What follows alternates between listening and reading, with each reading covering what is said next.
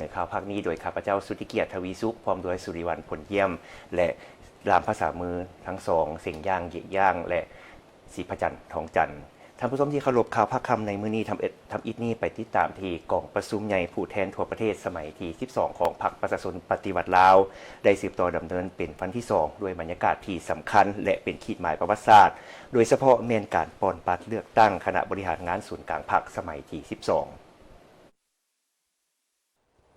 ท่านผู้ชมที่เคารพมื้อที่2ของการดำเนินกองประชุมใหญ่ผู้แทนทั่วประเทศครั้งที่12ของพรรคประชาชนปฏิวัติลาวสำหรับพรรคเศร้านี้เป็นวาระของการเสนอห่างบทสำรวจการนำพารวมของคณะบริหารงานศูนย์กลางพรรคสมัยที่11พร้อมทั้งเสนอมาตรฐานเงื่อนไขของกรรมการคณะบริหารงานศูนย์กลางพรรคสมัยที่12วันที่7 มกราคม 2026กองประชุมใหญ่ผู้แทนทั่วประเทศสมัยที่12ของพรรคประชาชนปฏิบัติลาวได้สืบต่อดำเนินเป็นวันที่2โดยบรรยากาศที่สำคัญและเป็นขีดหมายประวัติศาสตร์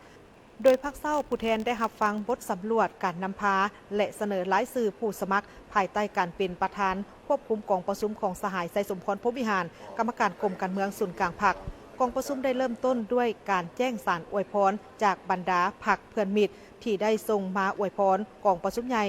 จากนั้นสหายคำพันธ์พรหมทัศน์กรรมการกรมการเมืองศูนย์กลางพรรคก็ได้คือเสนอห่างบทสำรวจการนำพารวมของคณะบริหารงานศูนย์กลางพรรคสมัยที่11ซึ่งเป็นการสรุปตีราคาการนำพาในระยะ5ปีที่ผ่านมาและ9 ล้านนาทีต่อมาสหายทองนุ้นศรีสุริตเลขาธิการใหญ่คณะบริหารงานศูนย์กลางพรรคก็ได้ขึ้นกล่าวปราศัยต่างหน้าคณะบริหารงานศูนย์กลางพรรคสมัยที่11เพื่อ9 ล้านนาทีอย่างเป็นทางการพร้อมนั้นสหายนางศรีใสลือเดชมุนซอนกรรมการกรมการเมืองศูนย์กลางพรรคต่างหน้าอนุกรรมการบุคลากรก็ได้เสนอมาตรฐานเงื่อนไขของกรรมการคณะบริหารงานศูนย์กลางพรรคสมัยที่12พร้อมทั้งเสนอรายชื่อผู้ลงสมัครหับเลือกตั้งเข้าในคณะบริหารงานศูนย์กลางพรรคสมัยที่12กรรมการสมบูรณ์และสำรองภายหลังที่สำเร็จการเสนอกองประชุมก็ได้ประกาศแบ่งหน่วยค้นคว้าและแจ้งสถานที่ประชุมโดยสหายบุญทองจิตมณีกรรมการกรมการเมืองศูนย์กลางพรรคผู้ประจำการคณะเลขาธิการศูนย์กลางพรรคก็ได้ให้ความเห็นก่อนการค้นคว้าภายในหน่วยและผู้แทนกองประชุมก็ได้ดำเนินการค้นคว้าภายในหน่วยอย่างเป็นขบวนการส่วนตอนบ่ายภายใต้การเป็นประธานควบคุมกองประชุมของสหายสอนไซศรีพันดอนกรรมการกรมการเมืองศูนย์กลางพรรคนายกรัฐมนตรี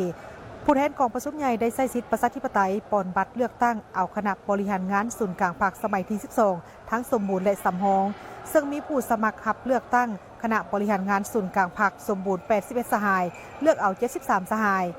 สมัครกรรมการศูนย์กลางพรรคสำรอง20สหายเลือกเอา15สหายการเลือกตั้งคณะบริหารงานศูนย์กลางพรรคสมัยที่12นี้ถือเป็นบาทก้าวสำคัญในการสืบต่อภารกิจของพรรคในระยะใหม่บรรยากาศของการเลือกตั้งมีความเป็นเอกภาพสูง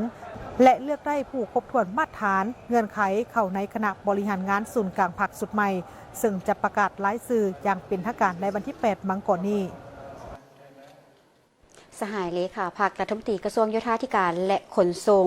ได้มีทัศนะต่อกองประชุมใหญ่ผู้แทนทั่วประเทศครั้งที่12ว่าภายหลังสำเร็จกองประชุมในครั้งนี้จะนำเอามาติก็คือแผนพัฒนาของพรรคไปพันขยายให้มีการหันเปลี่ยนอย่างตั้งหน้า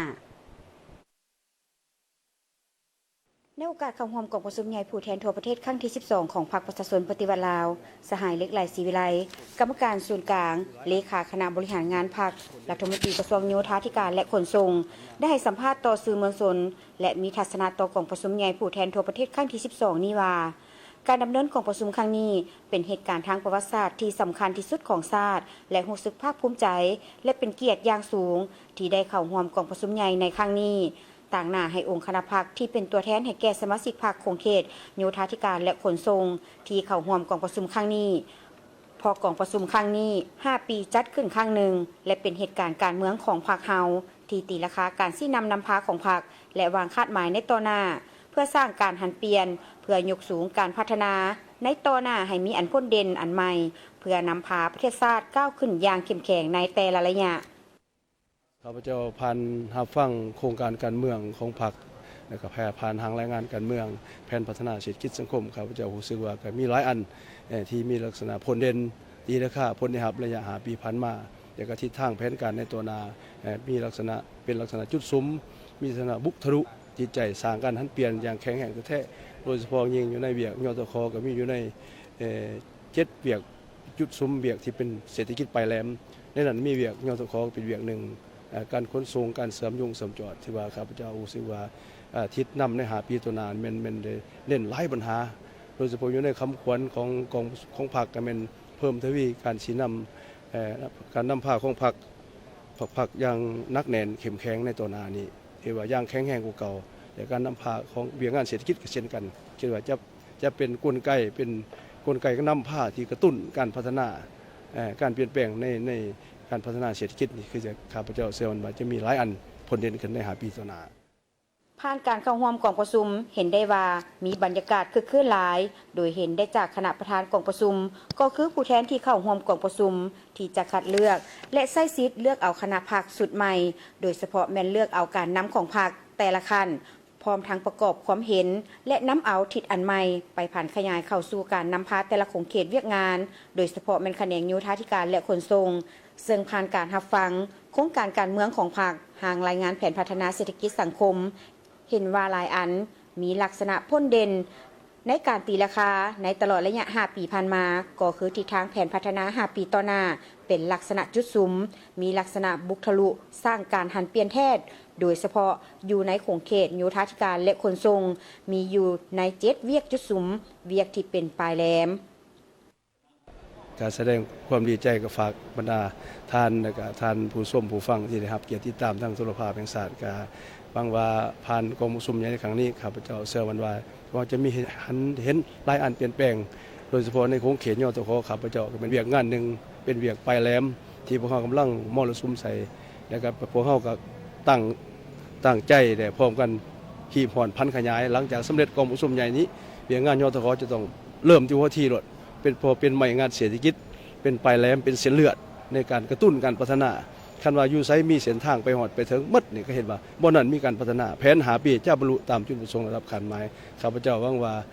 การปฏิบัติแผนหาปีตัวนี้เวียงยตคบุข้าพเจ้าก็มีคำควรที่กำหนดไว้อย่างชัดเจนว่าจะเพิ่มทวีพัฒนาโยธาธิการขนส่งเป็นปลายแหลมมีจุดสมทนทานทันสมัย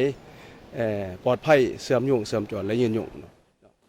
ภายหลังสำเร็จกองประชุมจะนำเอาเนื้อในจิตใจอันสำคัญของกองประชุมครั้งนี้ไปจัดตั้งพันขยายตามจุดประสงค์คาดหมายโดยเฉพาะเป็นแขนงโยธาธิการและขนส่งพร้อมทั้งรักษาระบบการปกครองให้มั่นคงให้ปรากฏผลเป็นจริงทั้งเป็นพื้นฐานในการสร้างความมั่นคงให้แก่ระบบประชาธิปไตยประชาชนสร้างปฐมปัจจัยก้าวขึ้นสู่จุดหมายสังคมนิยมท่านผู้ชม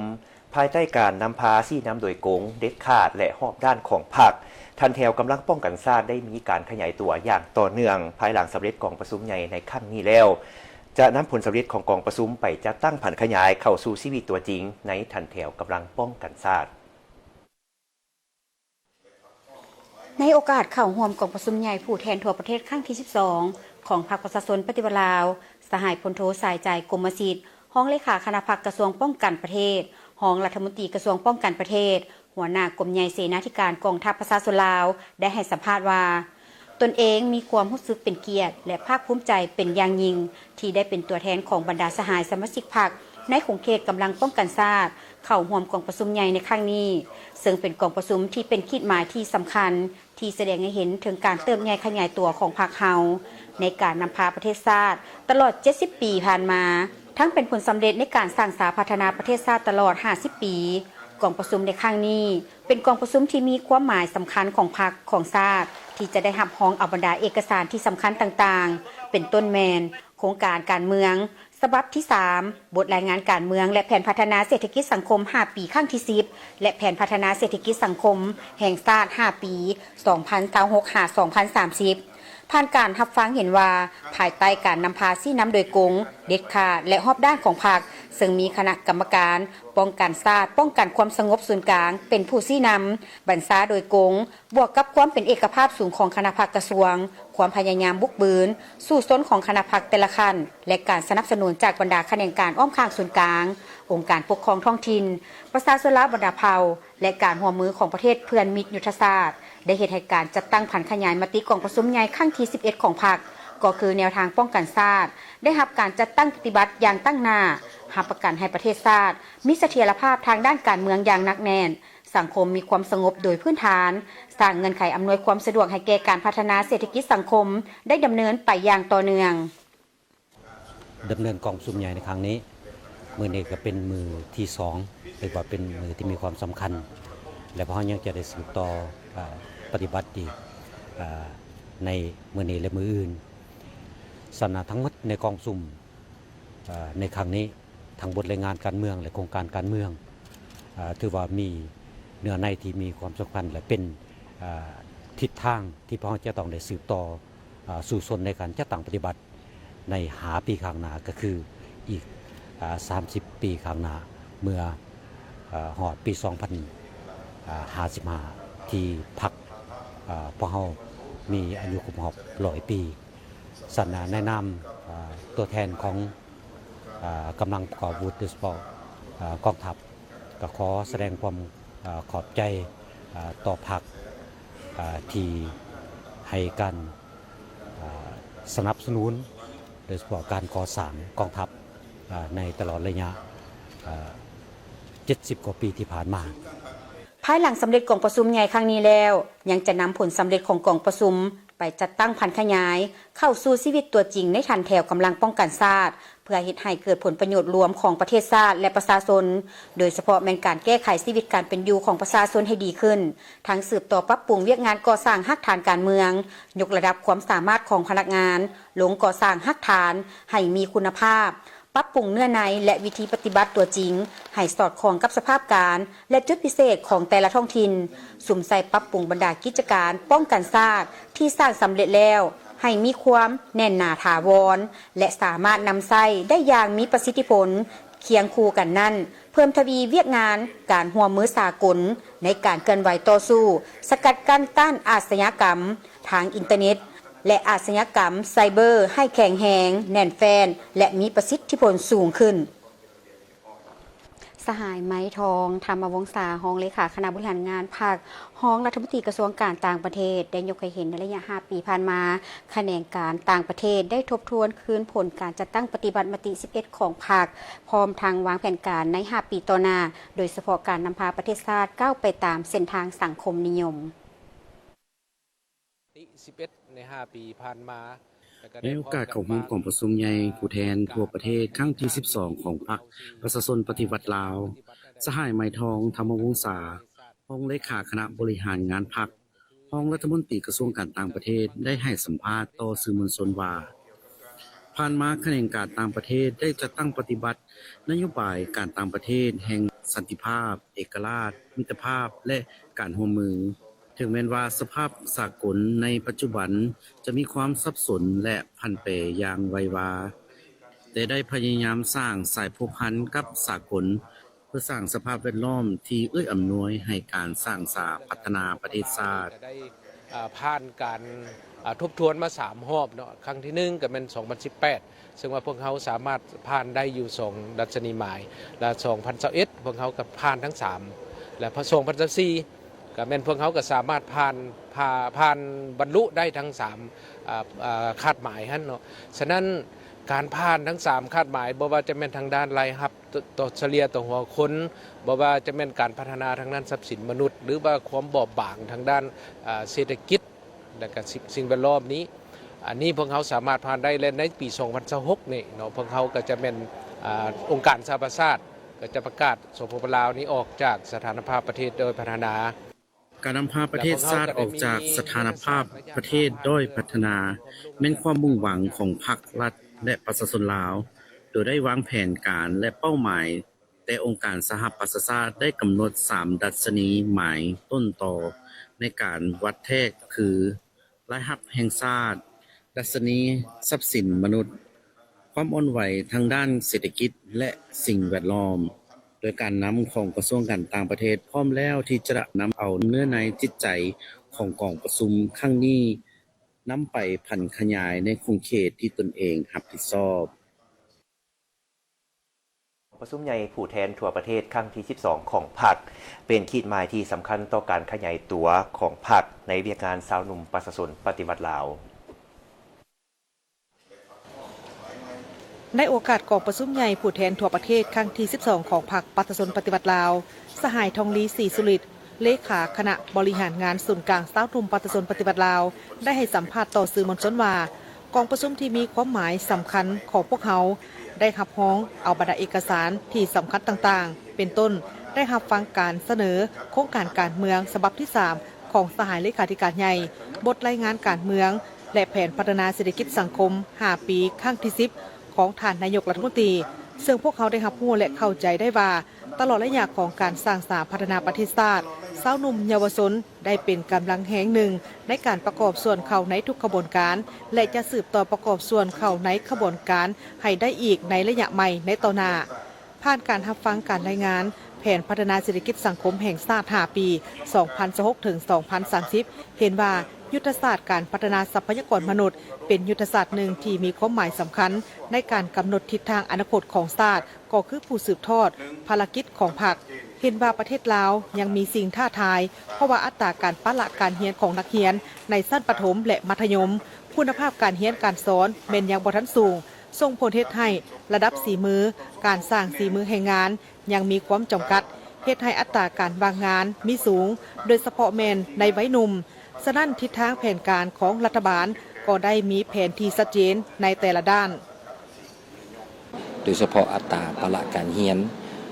ของนักเรียนในชั้นมัธยมคุณภาพการเรียนการสอนที่ยังบ่ทันสูงส่งผลให้ระดับสีมือทักษะสีมือแห่งงานของเรายังจำกัดและเฮ็ดให้อัตราการว่างงานมีสูงโดยเฉพาะอยู่ในวัยหนุ่มฉะนั้นทิศทางแผนการทางรัฐบาลก็ได้มีแผนที่ชัดเจนในแต่ละด้านแต่ข้าพเจ้าก็ขอสั่งรวมว่าในนั้นรัฐบาลจะเน้นใส่5 จุดที่สำคัญอันที่1ก็แม่นการปรับปรุงหลักสูตรการเรียนการสอนและยกระดับของครูอาจารย์ติดพันกับการปรับปรุงโครงสร้างพื้นฐานของการเรียนการศึกษาอยู่ทางส่วนกลางและท้องถิ่นควบคู่กับทางเวียกงานสาธารณสุขเฮ็ดให้สถานที่การเรียนของนักเรียนโดยเฉพาะชั้นประถมและมัธยมมีสุขอนามัยที่ดีการส่งเสริมพัฒนาทางด้านโรงเรียนวิชาชีพไปเคียงคู่กับการเรียนการฝึกเข้าในการปฏิบัติเวียกงานตัวจริงเฮ็ดได้แนวนั้นจึงจะเฮ็ดให้นักเรียนที่จบจากโรงเรียนสามารถมีเวียกเฮ็ดตัวจริงได้สิ่งที่สำคัญแม่นส่งเสริมทางด้านทักษะวิธีการคิดผู้ประกอบการใหม่เฮ็ดใดที่จะให้สาวหนุ่มนักธุรกิจหนุ่มมีความคิดริเริ่มในการสร้างธุรกิจอันใหม่โดยการนำใช้นวัตกรรมเข้าในการศึกษาไปเคียงคู่กับการเรียนและฝึกฝนในการเฮ็ดเวียกตัวจริงเฮ็ดได้แนวนั้นจึงจะเฮ็ดให้นักเรียนภายหลังจบจากโรงเรียนสามารถเฮ็ดเวียกตัวจริงได้อันที่2ก็แม่นรัฐบาลจะส่งเสริมและลงทุนใส่ในโครงเขตการพัฒนาทางด้าน IT ดิจิตอลนวัตกรรมและก็เทคโนโลยีและวิทยาศาสตร์ต่างๆพร้อมนั่นต่างหน้าคณะบริหารงานศูนย์กลางสาวหนุ่มปัตตชนปฏิบัติลาวพร้อมคณะจะพร้อมกันนำเอาเนื้อในจิตใจอันสำคัญของกองประชุมครั้งนี้ไปจัดตั้งแผนขยายตามจุดประสงค์คาดหมายเพื่อให้สาวหนุ่มและพวกแรงงานมีความเข้าใจมีความรู้ตื่นตัวปรับตัวเข้ากับสภาพเศรษฐกิจและตลาดแรงงานในปัจจุบันซึ่งพวกเขาจะหันเป็นมืออาชีพและร่วมเวียกกับสากลให้ได้ดีขึ้นกว่าเก่าศูนย์กลางสาวหนุ่มเองก็พร้อมแล้วที่จะเป็นส่วนหนึ่งในการประกอบส่วนในการจัดตั้งปฏิบัติแผนพัฒนาเศรษฐกิจสังคมดังกล่าวโดยเฉพาะแม่นจุดของการพัฒนาทรัพยากรมนุษย์ในอีกต่อหน้าและภายหลังที่สำเร็จกองประชุมจะนำเอามติกองประชุมลงไปพันขยายและจะตั้งปฏิบัติให้เป็นแผนโครงการอันละเอียดและเวียกงานตนเองให้บรรลุตามแผนที่กำหนดไว้สหายบุญโจมอุบลประเสริฐกรรมการศูนย์กลางภาคเลขาคณะบริหารงานภาคแขวงสวรรณเขตมีทัศนะต่อการดำเนินกองประชุมใหญ่ผู้แทนทั่วประเทศครั้งที่ 12จะได้วางคาดหมายในการสร้างเศรษฐกิจที่เข้มแข็งพร้อมทั้งรักษาระบบการปกครองให้มั่นคง ในโอกาสเข้าร่วมกองประชุมใหญ่ผู้แทนทั่วประเทศครั้งที่ 12 ของพรรคประชาชนปฏิวัติลาวสหายบุญโจม อุบลประเสริฐ กรรมการศูนย์กลางพรรคเลขาคณะบริหารงานพรรคแขวงสวรรณเขตได้แสดงความรู้สึกภาคภูมิใจและเป็นเกียรติอย่างสูงที่ได้เข้าร่วมกองประชุมใหญ่ผู้แทนทั่วประเทศครั้งที่ 12 ในครั้งนี้ที่เป็นเหตุการณ์ทางประวัติศาสตร์ที่สำคัญที่สุดของชาติและให้รู้ว่าผ่านการจัดตั้งปฏิบัติมติกองประชุมใหญ่ผู้แทนทั่วประเทศครั้งที่ 12 ของพรรคเห็นได้ว่าการพัฒนาเศรษฐกิจสังคมทั่วแขวงสวรรณเขตขยายตัวอย่างหนักแน่นมีเสถียรภาพด้านการเมืองสังคมมีความสงบปัญหาปรากฏการณ์ย่อท่อในสังคมได้รับการแก้ไขการปรับปรุงพรรคทางด้านการเมืองแนวคิดและด้านการจัดตั้งให้ปลอดใสเข้มแข็งหนักแน่นแม่นบรรลุได้โดยพื้นฐานการพัฒนาชนบทและแก้ไขความทุกข์ยากของประชาชนได้รับการแก้ไขอย่างเป็นระบบคนอื่นหมดในแมนขอนำเอาความเยี่ยมยามสมเสยสนับสนุนต่อกองประชุมใหญ่ผู้แทนทั่วประเทศครั้งที่ 12 ของพรรคจากประชาชนบรรดาเผ่าชาวแขวงสวรรณเขตในกองประชุมครั้งนี้อย่างสุดใจก่อนอื่นก็ขอรายงานเกี่ยวกับการพันขยายจะตั้งปฏิบัติมติกองประชุมใหญ่ผู้แทนทั่วประเทศครั้งที่ 11 ของพรรคของอยู่แขวงสวรรณเขตของเฮาอันเด่นที่สุดในแมนทั้งแขวงสวรรณเขตในเอามติดังกล่าวไปพันขยายเป็นโครงการละเอียดโดยเฉพาะในมันเน้นใส่การแก้ไขความทุกข์ยากของประชาชนแก้ไขการผลิตของประชาชนเป็นสินค้าตลอด5 ปีถือว่าผลสำเร็จยิ่งใหญ่ในแก้ไขความทุกข์ยากประชาชนมันสวรรณเขตสามารถลบล้างเมืองเป็นเมืองพ้นทุกข์อันนี้มันหมากผลใหญ่ที่สุดของพรรคก็คือขององค์การพรรคแขวงสวรรณเขตในอย่างผ่านมาและสามารถแก้ไขบรรดาเขตห่างไกลโซลีกสามารถนำพาประชาชนผลิตเป็นสินค้าพวกเขาสรุปแล้วใน5 ปีผ่านมาเนี่ยมันเด่นที่สุดมันผลิตข้าวเป็นสินค้าเกือบล้านต้นต่อปีเฉลี่ยแล้วการผลิตมันเป็นสินค้าส่งออกโดยเฉพาะในมันการปลูกใหม่อุตสาหกรรมของประชาชนเพื่อสนองให้แก่โรงงานเจียของซันเปเปอร์อยู่แขวงสวรรณเขตภายหลังสำเร็จกองประชุมครั้งนี้สหายจะนำเอาเนื้อในคาดหมายของกองประชุมไปผันขยายตามจุดประสงค์คาดหมายในการสร้างเศรษฐกิจที่เข้มแข็งด้วยตนเองพร้อมทั้งรักษาระบบการปกครองให้มั่นคงให้ปรากฏผลเป็นจริงและอันที่สำคัญการกำหนดบางคาดหมายแม้นมีความสอดคล้องกับคาดหมายของกองประชุมใหญ่ผู้แทนองค์คณะพรรคแขวงสวรรณเขตในการยกสูงบทบาทการนำพาของคณะพรรคแต่ละขั้นเพิ่มทวีสร้างแขวงให้เป็นหัวหน่วยยุทธศาสตร์อย่างหนักแน่นตั้งหน้าสร้างเศรษฐกิจเอกราชเป็นเจ้าตนเองและสุมใส่แก้ไขความทุกข์ยากของประชาชนให้ได้โดยพื้นฐานสหายเลขาพรรคแขวงอุดมไซได้แสดงทัศนะต่อกองประชุมใหญ่ผู้แทนทั่วประเทศครั้งที่ 12 ของพรรคและได้ยกให้เห็นบางบทเรียนในการส่งเสริมการลงทุนภายในและต่างประเทศอยู่แขวงอุดมไซสหายบุญคงหลาจำพรเลขาพรรคแขวงอุดมไซได้แสดงทัศนะตนเองต่อกองประชุมใหญ่ผู้แทนทั่วประเทศครั้งที่ 12 ของพรรคประชาชนปฏิบัติลาว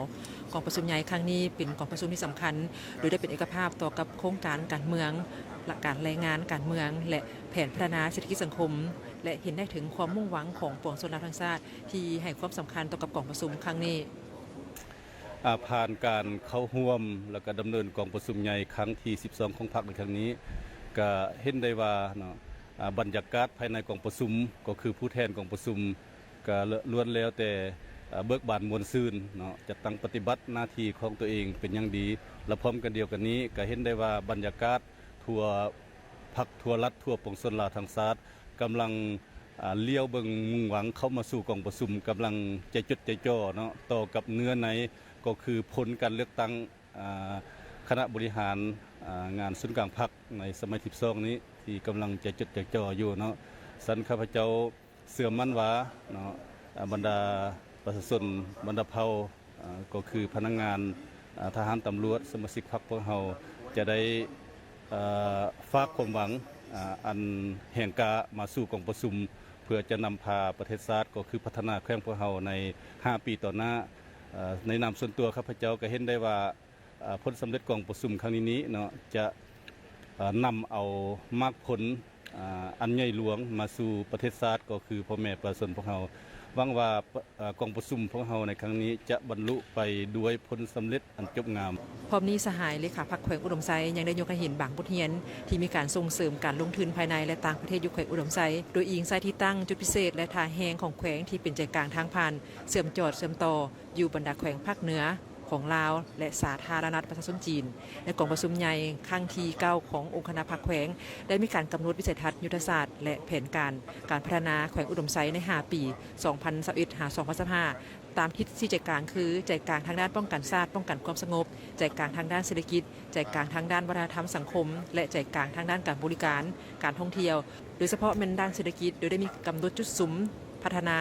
ตาม4 ท่าแห่งหลักคือพัฒนาด้านกสิกรรมติดพันกับการปรุงแต่งและส่งออกพัฒนาด้านอุตสาหกรรมปรุงแต่งและพลังงานสะอาดพลังงานด้านการบริการการท่องเที่ยวและพัฒนาด้านการขนส่งทางบกเชื่อมต่อ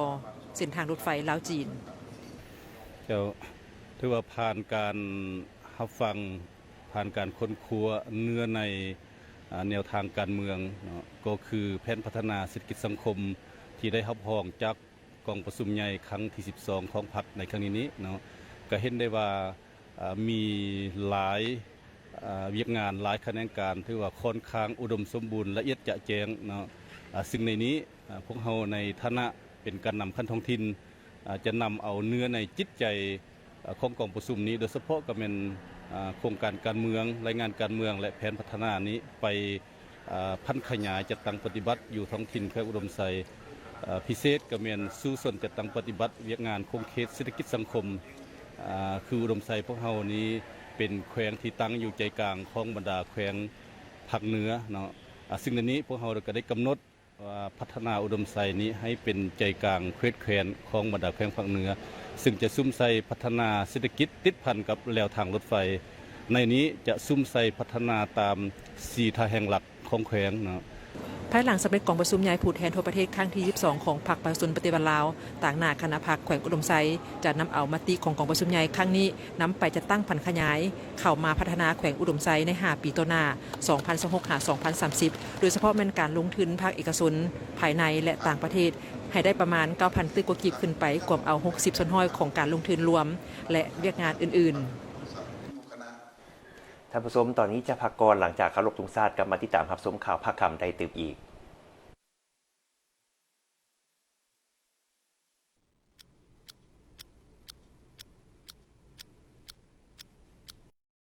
แจกโชคใหญ่จัดหนักจัดเต็มฉลองลาวโทรคมครบรอบ29 ปีแจกรางวัลรวมมูลค่าหลายกว่า300 ล้านกีบบ่ว่าจะเป็น iPhone 17 Pro Max รถจักรไฟฟ้าเงินMoney และ Data อีกหลากหลายรางวัลเพียงแต่สมัครแพ็กเกจของลาวโทรคม 10,000 กีบขึ้นไปก็มีสิทธิ์ลุ้นรับรางวัลแล้วเงื่อนไขในการลุ้นรับรางวัลจะมี2เกณฑ์เข้าร่วมดังนี้ 1. เพียงแต่ทานสมัครแพ็กเกจ 10,000 กีบหา 99,000 กีบแม้จะมีสิทธิ์ลุ้นรับรางวัลเงินMoney 5 ล้านกีบจำนวน2รางวัล1 ล้านกีบ6รางวัล500,000 กีบ10รางวัลและ Data 50 กีบจำนวน100รางวัล 2. เพียงแต่ทานสมัครแพ็กเกจ 100,000 กีบขึ้นไปก็มีสิทธิ์ลุ้นรับ iPhone 17 Pro Max 256 กีบจำนวน2รางวัลรถจักรไฟฟ้าจำนวน2รางวัลเงินMoney 5 ล้านกีบจำนวน4รางวัล1 ล้านกีบจำนวน10รางวัล500,000 กีบจำนวน20รางวัลและ Data 100 กีบจำนวน500รางวัลไปเลยยิ่งสมัครหลายมีสิทธิ์ลุ้นรับหลายจะมีการแรนดอมประกาศผู้โชคดีในไลฟ์เพจลาวโทรคมครั้งที่1วันที่11 เดือน11 2025และครั้งที่2วันที่25 เดือน12 2025อย่าลืมมาสมัครแพ็กเกจลุ้นรับรางวัลน้ำกันหลายๆเด้อ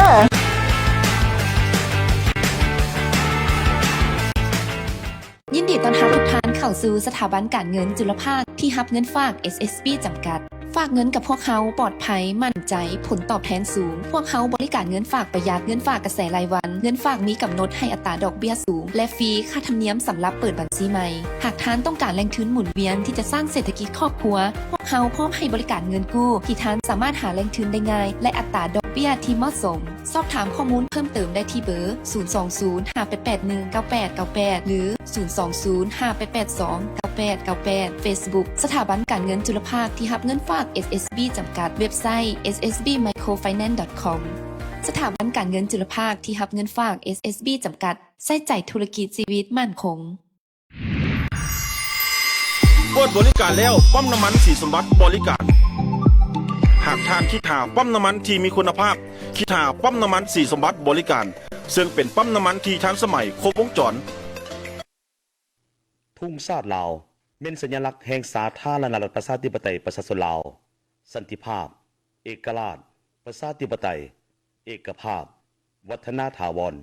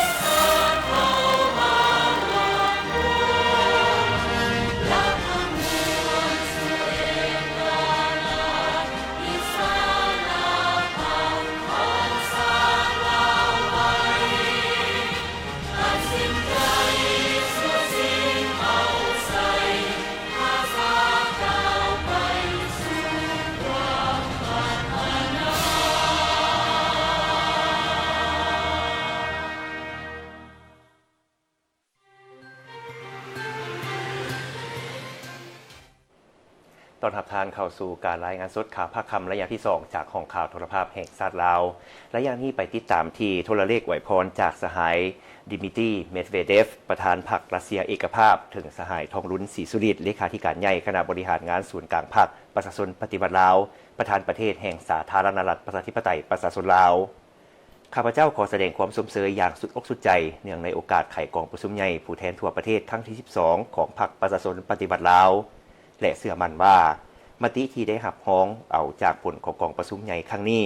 จะเป็นการกระตุกสุกยู่ในการสืบต่อพัฒนาสาธารณรัฐประชาธิปไตยประชาชนลาว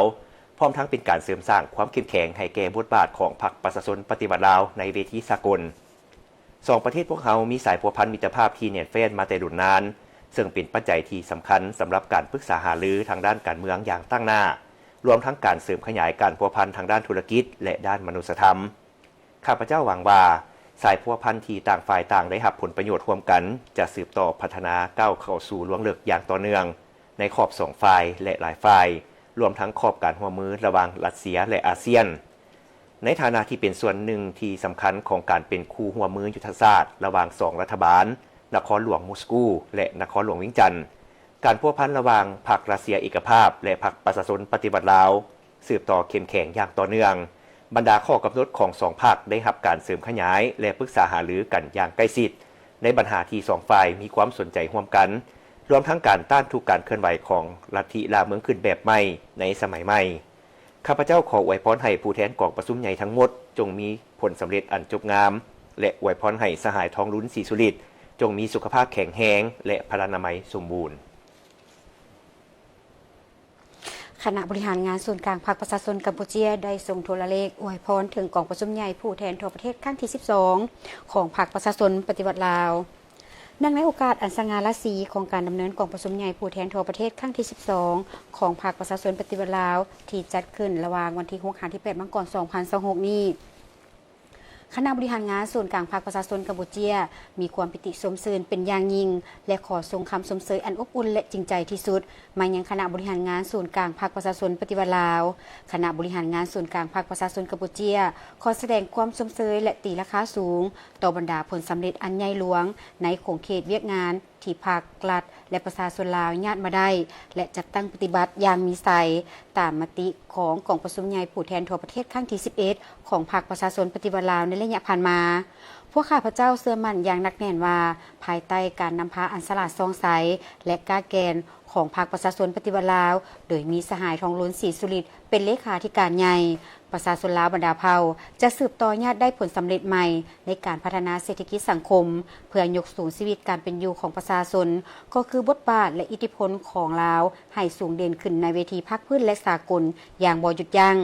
อีกเช่นหนึ่งในโอกาสอันสง่าราศีนี้คณะบริหารงานส่วนกลางพรรคกัมพูเชียขออวยพรไซอันประเสริฐมายังกองประชุมใหญ่ผู้แทนทั่วประเทศครั้งที่ 12 ของพรรคประชาชนปฏิวัติลาวจงดำเนินไปด้วยผลสำเร็จอันจบงามและได้รับมากผลอันดีเลิศตามคาดหมายอวยพรให้สายพัวพันมิตรภาพและการร่วมมือแบบคู่ร่วมยุทธศาสตร์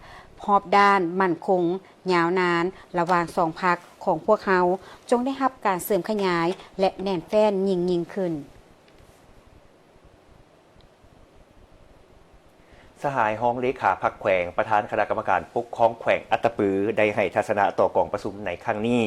ว่าเป็นกองประชุมสุดที่มีความหมายสำคัญเป็นขีดหมายแห่งการสืบต่อบูรณะระบอบประชาธิปไตยประชาชนให้หนักแน่นในโอกาสกองประชุมใหญ่ผู้แทนทั่วประเทศครั้งที่ 12 ของพรรคสหายธนูไซบันซาลิดห้องเลขาพรรคแขวงประธานคณะกรรมการปกครองแขวงอัตตปือได้ต่างหน้าคณะผู้แทนจากแขวงอัตตปือได้มีทัศนะต่อกองประชุมครั้งนี้ว่าตลอดระยะการก้าวเกี่ยมการดำเนินกองประชุมนี้เห็นว่ามีเนื้อในมีความหมายสำคัญสำหรับแขวงอัตตปือก็ได้เป็นส่วนหนึ่งในการจัดตั้งปฏิบัติเวียกงานดังกล่าวคาดหมายที่สำคัญสู่ชนเพื่อเฮ็ดให้ประเทศเฮาหลุดพ้นและข้ามผ่านจากประเทศด้อยพัฒนาพวกเฮาก็ได้ตั้งหน้าจะตั้งปฏิบัติในหลายเวียกงานอันผลเด่นแม่นตลอดระยะ5ปีผ่านมานี้พวกเฮาสามารถบื้นตู้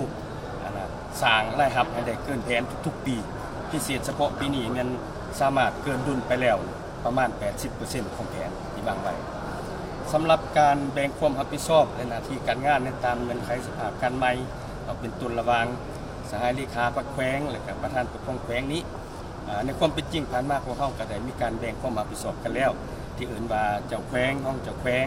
และก็คณะประจำพรรคแขวงคณะพรรคแขวงแต่ถึงว่าจะแยกออกมาแล้วก็ตามการผูกพันประสานงานและแบ่งความรับผิดชอบเฮาจะได้มีความรับผิดชอบประสานงานกันละเอียดขึ้นอีกนับทั้งเบื้องสภาประชาชนแขวงเชื่อมั่นว่าเรื่องงานดังกล่าวนี้จะดำเนินไปด้วยดีคิดว่าสิมีปัญหาสหายธนุไซบันซาลิดยังยกให้เห็นตื่มว่าเพื่อประเมินผลเวียกงานในต่อหน้าแขวงอัตตปือจะสุ่มใส่เวียกงานสร้างขบวนการช่วยเหลือก่อสร้างพรรคพนักงานประกอบให้ตาแสงซึ่งแขวงอัตตปือถึงห้ำฮ้องเอาทั้งหมด17ตาแสงภายหลังกองประชุมใหญ่ครั้งที่ 12 ของพรรคจะได้ดำเนินการตัวจริงในแต่ละตาแสงข้าพเจ้าเชื่อมั่นว่าทุกๆกองประชุมใหญ่ในครั้งผ่านมาพวกเฮาก็ได้มีความหวังสูงต่อการนำพาของพรรคแต่ว่าครั้งนี้ก็เป็นอีกครั้งหนึ่งที่จะต้องได้ยกบทบาทการนำพาของพรรคให้สูงเด่นขึ้นโดยเฉพาะที่จะเปลี่ยนบทบาทจากเป็นผู้ร่วมคำนับร่วมเฮาจะต้องได้หันลงไปสู่หากฐานนำพากระเจ้าเฮ็ดตัวจริงอยู่ครับส่วนเวียกงานก่อสร้างพรรคพนักงานแขวงอัตตปือจะสุ่มใส่คุณภาพเป็นต้นต่อสุ่มใส่สร้างพรรคปลอดภัยเข้มแข็งหนักแน่นและยกสูงทางด้านความรู้ความสามารถของสมาชิกพรรคพนักงานให้ได้อย่างต่อเนื่องเพื่อสร้างให้มีพนักงานสืบทอดและเปลี่ยนแทนในแต่ละระยะของการปกปักรักษาและสร้างสรรค์พัฒนาประเทศชาติท่านผู้ชมหลายภาคส่วนได้สืบต่อมอบเงินและเครื่องอุปถัมภ์เข้าในกองประชุมใหญ่ผู้แทนทั่วประเทศครั้งที่ 12 ของพรรคเพื่อประกอบส่วนเขาในการจัดตั้งปฏิบัติกองประชุมใหญ่ผู้แทนทั่วประเทศครั้งที่ 12 ของพรรคประชาชนปฏิวัติลาวให้มีความสำเร็จผลอย่างจบงามในตอนบ่ายของวันที่ 6 มังกร 2026 ที่ห้องว่าการศูนย์กลางพรรคบรรดาองค์การปกครองแขวงและภาคส่วนต่างๆได้สืบต่อนำเอาเงินสดและเครื่องอุปถัมภ์จำนวนหนึ่งมามอบให้คณะรับผิดชอบกองประชุมใหญ่ต่างหน้ารับโดยทานสันติภาพพรหมวิหารรัฐมนตรีกระทรวงการเงินโดยมีภาคส่วนเกี่ยวข้องเข้าร่วมภาคส่วนที่นำเอาเงินมามอบในครั้งนี้ประกอบมีแขวงหลวงน้ำทามอบเงิน50ล้านกีบแขวงพงศาลี50ล้านกีบแขวงจำปาสัก100ล้านกีบธนาคารพงศวรรค์100ล้านกีบรัฐวิสาหกิจห้วยพัฒนาลาว500ล้านกีบบริษัท PTL Holding จำกัด500ล้านกีบรัฐวิสาหกิจน้ำมันเสื้อไฟลาว700ล้านกีบโรงแรมราชวงศ์100ล้านกีบและน้ำดื่มมินิโล240ล้านกีบแขวงสารวัน50ล้านกีบบริษัทเบียร์ลาว480ล้านกีบ การมอบเงินและเครื่องอุปถัมภ์ในครั้งนี้เป็นการแสดงออกถึงความรับผิดชอบต่อภารกิจของพรรคและประเทศชาติพร้อมทั้งเป็นการสร้างขบวนการอันฟดฟื้นเพื่อต้อนรับกองประชุมใหญ่ครั้งที่ 12 ของพรรคประชาชนปฏิวัติลาวให้มีเนื้อในและมีผลสำเร็จโอกาสนี้ทานสันติภาพพรหมวิหารได้ต่างหน้าให้รัฐบาลลาวแสดงความขอบใจต่อภาคส่วนที่เห็นได้ความสำคัญนำเอาเงินมามอบในครั้งนี้ซึ่งเป็นการประกอบส่วนเหตุให้บ้านดำเนินกองประชุมใหญ่ผู้แทนทั่วประเทศครั้งที่ 12 ของพรรคดำเนินไปอย่างโรงเรียนและประสบผลสำเร็จตามเป้าหมายที่วางไว้พร้อมเดียวกันนั้นบรรดาองค์การปกครองแขวงและบรรดาบริษัทก็ได้นำเอาเงินสดพร้อมด้วยเครื่องบริโภคมามอบให้คณะรับผิดชอบกองประชุมต่างนารับโดยสหายเฉลิมไซกรมศิษย์กรรมการกรมการเมืองศูนย์กลางพรรครองนายกรัฐมนตรีภาคส่วนที่นำเอาเงินมามอบให้ในครั้งนี้ประกอบมีบริษัทลาวกรีนดีเวลลอปเมนต์จำกัดผู้เดียวมอบเงินสดจำนวน2ตื้อกีบให้เกียรติมอบโดยท่านคำเพชรพิลาวงศ์ผู้อำนวยการบริษัทลาวกรีนดีเวลลอปเมนต์จำกัดผู้เดียวบริษัท PSL Group มอบเงิน1ตื้อ200 ล้านกีบมอบโดยท่านนางเทพพลักษณ์คำวิศรผู้อำนวยการบริษัท VSL Group บริษัทลาวสแตนดาร์ดคอนโทรลจำกัดมอบเงิน1ตื้อกีบมอบโดยท่านอุทันไตรฤทธิประธานบริษัทลาวสแตนดาร์ดคอนโทรลจำกัดธนาคารพัฒนามหาชนมอบเงินสด1ตื้อกีบต่างหน้ามอบโดยท่านวิไลศรีพพรประธานสภาบริหารธนาคารพัฒนามหาชนส่วนในตอนบ่าย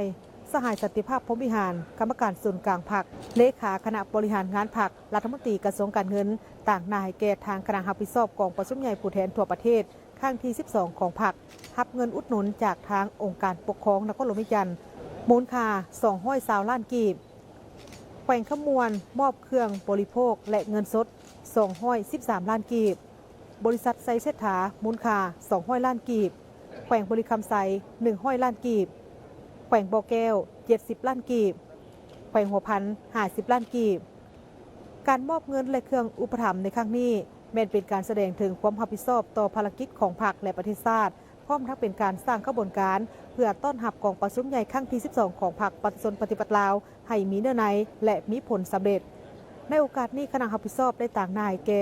พรรครัฐบาลแสดงความขอบใจต่อภาคส่วนที่เห็นได้ถึงความสำคัญในการประกอบส่วนเหตุให้บ้านดำเนินกองประชุมใหญ่ผู้แทนทั่วประเทศครั้งที่ 12 ของพรรคดำเนินไปได้ด้วยดีสหายคำพันธ์เผยยวงศ์เลขาธิการศูนย์กลางพรรคหัวหน้าคณะโฆษณาอบรมศูนย์กลางพรรคต่างหน้ากองเลขากองประชุมได้แจ้งข่าวผลของกองประชุมใหญ่ครั้งที่ 12 ของพรรคภายหลังสำเร็จการดำเนินกองประชุมในมื้อที่ 2ภายหลังสำเร็จการดำเนินกองประชุมในมื้อที่ 2วันที่ 7 มกราคม 2026สหายคำพันธ์เผยยวงศ์เลขาธิการศูนย์กลางพรรคหัวหน้าคณะโฆษณาอบรมศูนย์กลางพรรคต่างหน้ากองเลขากองประชุมได้แถลงข่าวเกี่ยวกับผลสำเร็จของกองประชุมใหญ่ผู้แทนทั่วประเทศครั้งที่ 12 ของพรรคประชาชนปฏิบัติลาวซึ่งกองประชุมได้รับฟังการนำเสนอบทสำรวจการนำพารวมของคณะบริหารงานศูนย์กลางพรรคสมัยที่ 11จากนั้นต่างหน้าคณะบริหารงานศูนย์กลางพรรคสมัยที่ 11ได้กล่าวลาหน้าที่อย่างเป็นทางการต่างหน้าอนุกรรมการกฎระเบียบพรรคและบุคลากรเสนอมาตรฐานเงื่อนไขของกรรมการคณะบริหารงานศูนย์กลางพรรคสมัยที่ 12และได้เสนอรายชื่อของผู้ลงสมัครขับเลือกตั้งเข้าในคณะบริหารงานศูนย์กลางพรรคสมัยที่ 12พิเศษในกองประชุมครั้งนี้ได้มีการประกาศแบ่งหน่วยค้นคว้าประวัติของผู้ลงสมัครอย่างครบถ้วนเพื่อสร้างความเข้าใจให้จะแจ้งเลือกให้ได้เป้าหมายได้ผู้ที่มีเงื่อนไขที่สุดเข้าในคณะบริหารงานสุดใหม่ผู้แทนกองประชุมใหญ่ครั้งที่ 12 ของพรรคได้ยกสู้ความรับผิดชอบของตนได้ปฏิบัติหน้าที่ตามมติกองประชุมปฏิบัติตามมติของกองประชุมมือที่ 2นี้กองประชุมได้รับฟังการรายงานบทสำรวจการนำพารวมของคณะทำงานศูนย์กลางพรรคสมัยที่ 11หลังจากนั้นสายเลขาธิการใหญ่ได้ตั้งหน้าให้คณะทำงานศูนย์กลางพรรคสมัย 41 คืนเกาลานาทีในครั้งที่ 11แล้วก็ได้มอบให้ผู้แทนกองประชุมดำเนินการเลือกตั้งเอาคณะทำงานศูนย์กลางพรรคชุดที่ 12 หลังจากนั้นกองประชุมก็ได้รับฟังตั้งหน้าอนุกรรมการบุคลากรและกฎระเบียบของพรรคคืนผ่านมาทานเงื่อนไขของคณะบริหารศูนย์กลางพรรคสมัยที่12แล้วก็ได้แบ่งหน่วยค้นคว้าเพื่อให้มันจะแจ้งเกี่ยวกับประวัติของผู้ที่ลงสมัครเข้าในคณะบริหารศูนย์กลางพรรคสมัยที่12นี้อันนั้นแม่นในคาบเช้าแล้วก็คาบบ่ายวันนี้กองประชุมในเขาได้ดำเนินการปนบัตรเลือกตั้งออกคณะงานสุดใหม่สุดที่12และก็สามารถได้รับผลสำเร็จตามคาดหมายที่วางไว้สั่งรวมแล้วการดำเนินกองประชุมในมื้อที่2เป็นกองประชุมที่แสดงถึงความรับผิดชอบของผู้แทนสมบูรณ์ในการเลือกเอาคณะบริหารงานสุดใหม่ที่เหมาะสมเข้ามาคุ้มครองบริหารประเทศใน5 ปีต่อหน้าบรรยากาศของการเลือกตั้งแม่นอยู่ในสภาพสงบมีความเป็นเอกภาพสูงและเลือกได้ผู้ที่ครบมาตรฐานเงื่อนไขเข้าในคณะบริหารงานศูนย์กลางพรรคซึ่งจะได้ประกาศรายชื่ออย่างเป็นทางการในวันที่8มังกรนี้ทางประสงค์เพื่อเป็นการคำนับต้อนกองประชุมใหญ่ผู้แทนทั่วประเทศครั้งที่12ของพรรคประชาชนปฏิวัติลาวทีมข่าวโทรภาพแห่งชาติลาวได้มีบทหวนขึ้นกองประชุมใหญ่ครั้งที่8ของพรรคซึ่งได้จัดขึ้นในวันที่18 ถึง 21 มีนาคม 2006กองประชุมใหญ่ได้ยืนยันเกี่ยวกับการเสริมขยาย5บทเรียนแห่งการเปลี่ยนแปลงใหม่เข้าในภารกิจปกปักรักษาและสร้างสรรค์ประเทศชาติมานำเสนอ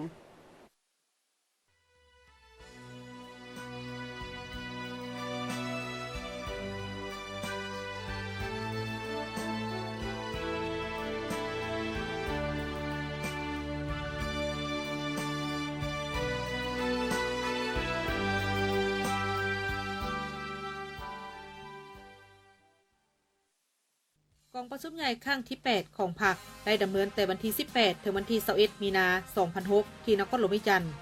ภายใต้การเป็นประธานของสหายคำไต่ศรีพันดรประธานคณะบริหารงานศูนย์กลางพรรคเข้าร่วมกองประชุมใหญ่ครั้งนี้มีผู้แทน498สหายที่เป็นตัวแทนให้แก่สมาชิกพรรคทั้งหมดจำนวน 148,590 สหายอยู่บรรดาข้าราชการอ้อมข้างศูนย์กลางท้องถิ่นและหักฐานต่างๆในทั่วประเทศกองประชุมครั้งนี้ได้เลือกเอา55สหายเป็นคณะบริหารงานศูนย์กลางพรรคเลือกเอาสหายจุมลีไสยศรเป็นเลขาธิการใหญ่กรมการเมืองประกอบมี11สหายเลือกตั้งเอาคณะเลขาธิการศูนย์กลางพรรค7สหายเลือกเอาประธานและรองประธานคณะกรรมการกวดกาศูนย์กลางพรรคและรองประธานคณะกรรมการกวดกาพรรคขั้นศูนย์กลางจำนวน3สหายกองประชุมใหญ่ได้ยืนยันเกี่ยวกับการเสริมขยาย5บทเรียนแห่งการเปลี่ยนแปลงใหม่เข้าสู่ภารกิจปกปักรักษาและสร้างสรรค์ประเทศชาติคือต้องสืบต่อเพิ่มทวีความสามัคคีเป็นเอกภาพในทั่วภาคทั่วปวงชนติดแน่นกับการเชิดชูน้ำใจรักชาติเสริมขยายจิตใจเอกราชเป็นเจ้าตนเองเพิ่งตนเองและสร้างความเข้มแข็งด้วยตนเองถืออันนี้เป็นปัจจัยตัดสินผลสำเร็จของภารกิจเปลี่ยนแปลงใหม่ต้องยึดมั่นในแนวทางอิงใส่ประชาชนเสริมขยายกำลังแหงอันมหาศาลของประชาชนและเฮ็ดทุกสิ่งทุกอย่างเพื่อผลประโยชน์ของประชาชนเด็ดเดียวสกัดกั้นและกำจัดปัดเป่าพยาธิอาชญาสิทธิ์เปลี่ยนแปลงใหม่ต้องรับประกันเสถียรภาพทางด้านการเมืองความสงบและความเป็นระเบียบเรียบร้อยของสังคมเอาปัญหานี้เป็นพื้นฐานให้แก่การสร้างสรรค์พัฒนาการสืบต่อภารกิจเปลี่ยนแปลงใหม่ต้องดำเนินอย่างครบสุดรอบด้านด้วยบาทเก้าอันเหมาะสมโดยยึดมั่น6หลักการพื้นฐานปรับปรุงและเพิ่มทวีบทบาทการนำพาของพรรคในทุกโครงเขตเวียกงานพร้อมกันนั้นก็เสิร์ชสู่ความศักดิ์สิทธิ์แห่งการคุ้มครองหลักตามกฎหมายเสริมขยายสิทธิ์เป็นเจ้าของประชาชนรับประกันให้มีการสร้างสรรค์พัฒนาดำเนินไปถูกตามแนวทางและจุดหมายของพรรคตั้งหน้าปฏิบัติทิศน้ำแห่งการเสริมขยายกำลังแหงสังรวมของชาติสมทบกับกำลังแหงของยุคสมัยยัดแยงเอาการสนับสนุนช่วยเหลือจากสากลอย่างมีหลักการเพื่อสุขโยการสร้างสรรค์พัฒนาประเทศชาติให้ก้าวหน้าขยายตัวอย่างบ่หยุดยั้งและยัดแต่ปี 2006 หาปี 2010 เฮ็ดให้ทั่วประเทศมีเสถียรภาพอันนักแน่นสร้างเงื่อนไขอำนวยให้เศรษฐกิจขยายตัวในระดับต่อเนื่องบรรลุคาดหมาย 5.7 ส่วนค่อยขึ้นไปในแต่ละปีด้วยการพัฒนาแขนงการกสิกรรมป่าไม้ติ ติดแน่นกับอุตสาหกรรมและการบริการอย่างแข็งแรงและมีจุดสุ่มสร้างองค์ประกอบที่มีความสมส่วนหลายขึ้นและมีด้านทันสมัยเสริมขยายกำลังแหงทุกภาคส่วนเศรษฐกิจและการพัวพันร่วมมือกับต่างประเทศอย่างแข็งแรงบนพื้นฐานการผลิตกสิกรรมที่นักแน่นและการขุดค้น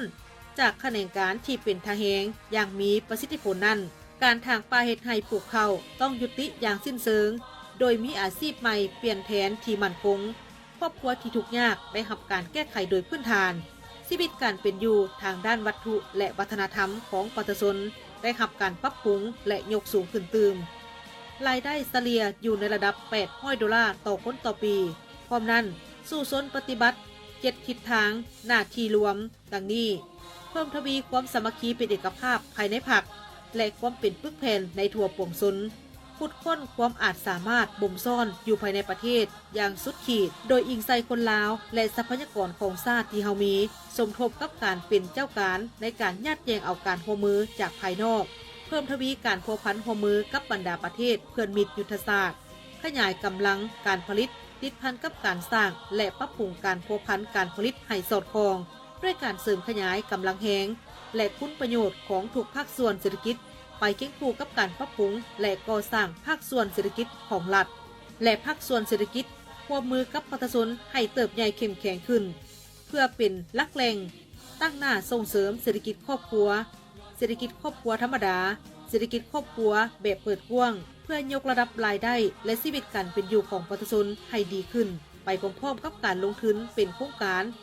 ตามบริเวณเขตแคว้นที่เป็นจุดสูงเพื่อช่วยหนุนเศรษฐกิจครอบครัวให้ขยายตัวเอาใจใส่พัฒนาการศึกษาสาธารณสุขและวัฒนธรรมแน่ใส่สร้างบุคลากรที่มีความรู้ความสามารถมีวิชาการและพลานามัยสมบูรณ์ให้ได้เพื่อสามารถตอบสนองความมีความต้องการของภารกิจปกปักรักษาและพัฒนาประเทศชาติ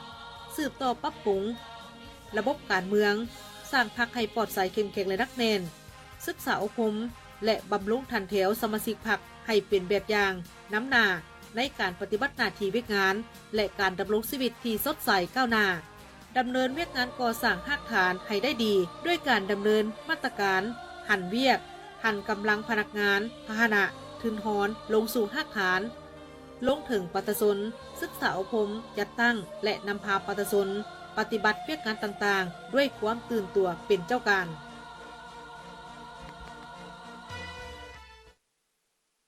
ท่านผู้ชมต่อไปเชิญทานที่ตามรับชมสถานการณ์ข่าวที่เกิดขึ้นอยู่ต่างประเทศพร้อมด้วยข่าวกีฬาสถานที่กว้างขวางสะดวกสบายจอดรถได้หลายคันมีพนักงานมืออาชีพให้บริการด้วยใจพร้อมกับหอยยิ้มมีห้องน้ำสะอาดมาพร้อมกับมาตรฐานมีห้างซุปเปอร์มาร์เก็ตห้างกาแฟแซ่บๆบรรยากาศดีมีเครื่องดื่มที่หลากหลายสถานที่ตั้งอยู่บ้านไซมงคลเมืองนาไซทองนครหลวงเวียงจันทร์เส้นทางไปหาสี่เกิดห่าวให้แมทก่อนขึ้นทางด่วนเวียงจันทร์วังเวียงสังเกตโลโก้สีเขียวสัญลักษณ์รูปนกอินทรีท่านสามารถเข้าสัมผัสกับประสบการณ์ใหม่ได้แล้วกับปั๊มน้ำมันสีสมบัติบริการสะดวกว่องไวใส่ใจบริการมีมาตรฐาน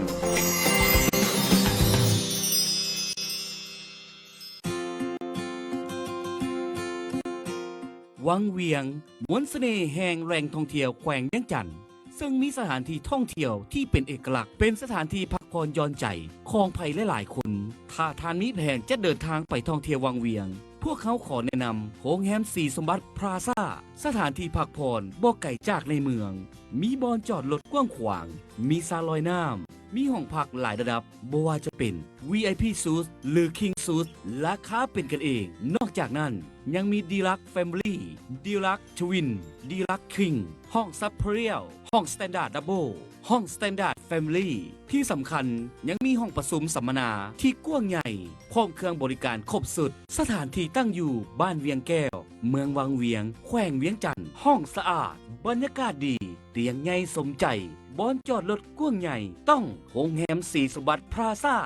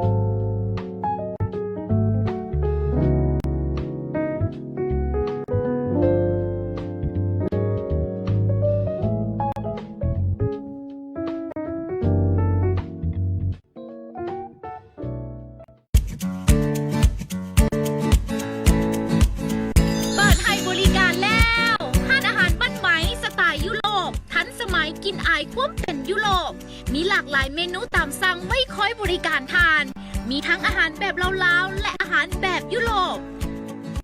ภายในห้านตกแต่งแบบสวยงามหรูหราทันสมัยสไตล์โมเดิร์นสามารถเลือกเมนูได้ตามใจมักแบบทันสมัยเพียงแต่ทานสแกน QR Code ก็สามารถเลือกอาหารได้แบบสบายๆเหมาะแก่การพักผ่อนนั่งกินอาหารแซ่บๆกับครอบครัวและคนที่ทานหักและข้าวเหมาะสมห้องสะอาดสามารถรองรับลูกค้าที่ถึง50 คนสามารถไปแวะซิมอาหารกันได้